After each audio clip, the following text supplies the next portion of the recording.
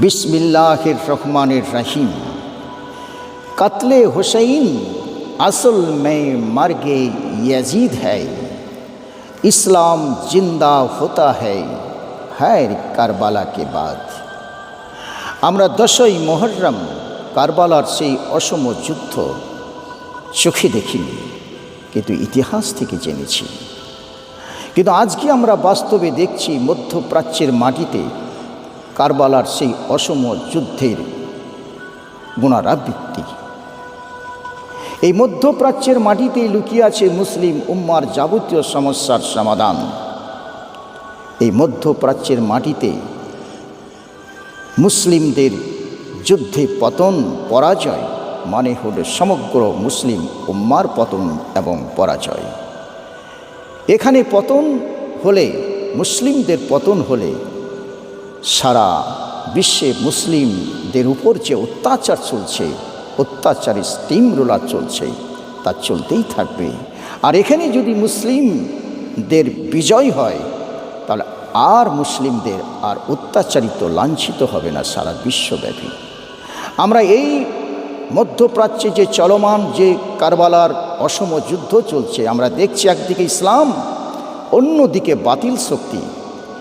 একদিকে ছোট্ট ইসলামিক দেশ ইরান পক্ষ, অন্যদিকে একটা বৃহত্তর সুপার পাওয়ার বাতিল চোট সাম্রাজ্যবাদী আমেরিকা, সম্প্রসারণবাদী অবৈধ ইসরায়েল এবং রাজতন্ত্রবাদী কিছু আরব দেশ।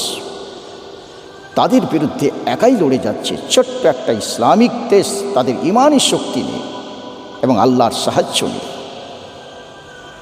এই যুদ্ধ মুসলিম উম্মার জন্য একটা টার্নিং পয়েন্ট, মুসলিম উম্মার ভাগ্যের জন্য একটা টার্নিং পয়েন্ট। এই যুদ্ধে ইরানের বিজয় মানে ইসলামের বিজয়, ইরানের বিজয় মানে মুসলিম উম্মার বিজয়, ইরানের বিজয় মানে প্যালেস্তাইনের বিজয়। এবং ইরানের বিজয় হলে মসজিদুল আকসা স্বাধীন হবে।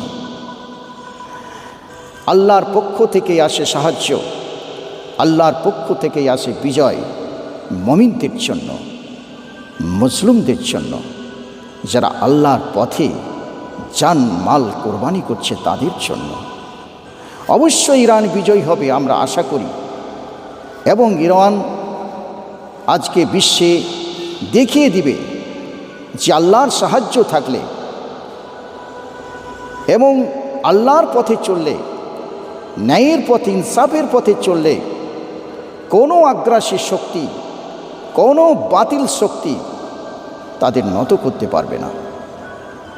তাদের একটা নীতি, একটাই পথ তারা বেছে নিয়েছে, হয় বিজয় নয় শাহাদত, হয় শাহাদত নয়তো বিজয়। দুটোর মধ্যে একটাকে তারা বেছে নিয়েছে।